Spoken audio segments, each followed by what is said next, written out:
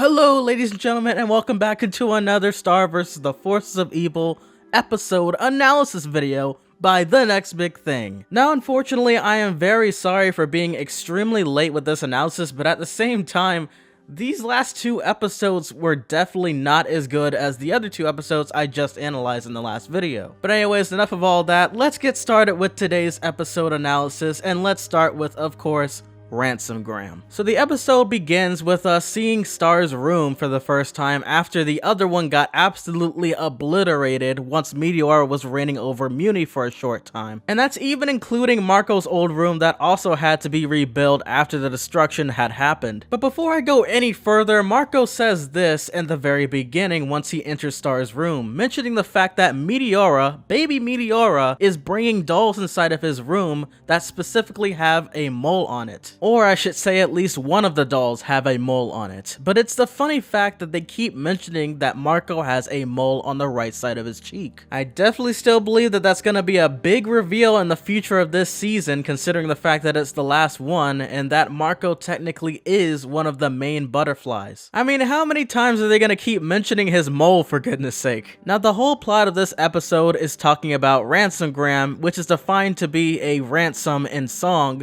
between El Chopo and the dragon cycle that Marco has. And the full story behind El Chopo, the sword that Marco had found in the other dimension in the Never Zone, was the fact that he stole it from out of a castle. And if you are indeed wondering whether or not the Never Zone is one of those dimensions where adult Marco has his abs, then yes, that is exactly the reason why Star comes along too, by the way. Now one thing in this episode that I was truly disappointed about was the simple fact that they mentioned Hekapoo, but she was never seen within the episode. And just like what Marco had mentioned within the episode about Hekapoo, how could she possibly leave behind Nachos like that? Seriously. Look at the poor Nachos just shivering his butt off after getting captured. How could you, Hekapoo? Oh my gosh. But anyways, instead of seeing Hekapoo all the time, we're finally going to be introduced to another character named Brunzetta, who is a warrior in this dimension and is summoned by lightning or some other thing. I really don't know what the heck. It's like Marco had to rub some fairy against a tree bark and then all of a sudden it came alive and then she was transported through lightning, which was interesting, I guess. Brunzetta was revealed to be a fierce warrior that Marco used to hang out with in his old years and would also nickname Marco to be Yummy. Or was it Yammy? Because I swear, sometimes I feel as if she says Yummy, but besides that, he was nicknamed Yammy simply because of the fact that he insulted a chef and he was turned into a yam for an entire year. So anyways, Star, Marco, and Brunzetta finally make it up to the castle where the demons are and are attacked by them, of course, and try to fight them off. They thankfully make it out alive suddenly and are able to get the dragon cycle back, only to find out that Marco unintentionally stole the sword from them. So Marco then realizes that he did the wrong thing years ago, stealing it from them by accident, and decides to go back in order to get rid of the fiery beast that haunted the demons in that castle. And so it ends with Marco doing the right and responsible thing and returning the El Chopo sword so that way the fiery beast no longer haunts them. But then Marco does the even more responsible thing and staying there years later to rebuild the demon castle for them in return for those thousands of years of being haunted by the fiery beast. I can't run from my misdeeds, Star. I must make right with these wraiths. Until then, I won't be right with me. Oh, Marco, you're like so hot right now. I know.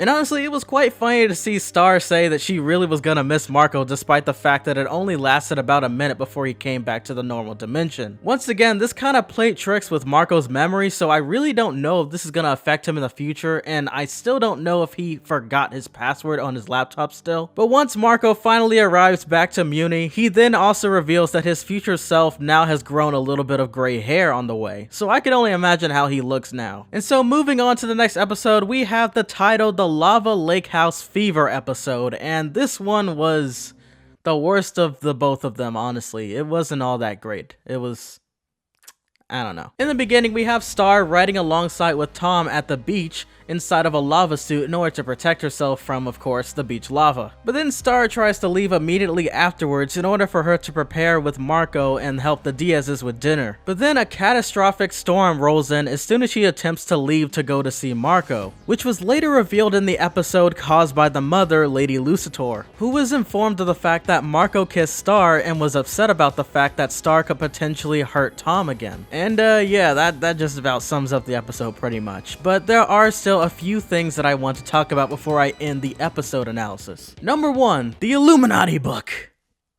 Okay, never mind. Okay, the Lucitor family photo album book. Now, one Easter egg that caught my eye was something that was also inside of the Book of Spells book, which was this photo of Star's going away party after she was going to be sent to Earth from uni. Now, one thing's for sure is the fact that if it was in the Book of Spells and Star herself was the one who included it in the Book of Spells, what is Tom doing having this photo? I mean, even Star within the episode was a bit confused by this, not only us, the audience, but I hope they explain that later on. If they don't, then it doesn't really matter.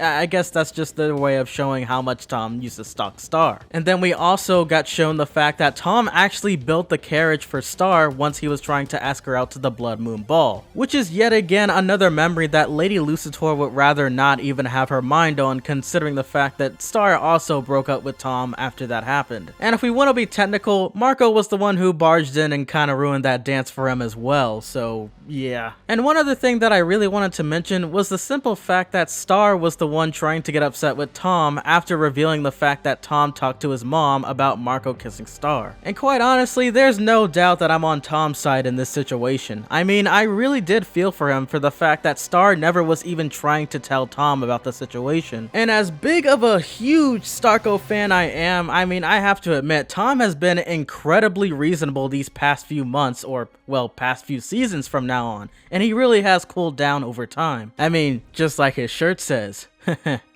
Cold as ice. So then the episode finally ends with the storm clearing up after it got revealment of the fact that Lady Lucitor was the one who started in the first place, and so they take a picture together and then everything is back to normal. So yeah, that was basically the summary of the episode and some of my analysis points I wanted to take over. So once again, everybody, I'm truly sorry that these episodes were extremely disappointing, just like my life and me having to upload so late. Oh my gosh. But do not fret, my dear TNBT fanatics, for I will revive myself very shortly and hopefully be able to return all of my analysis videos as soon as the episode premieres.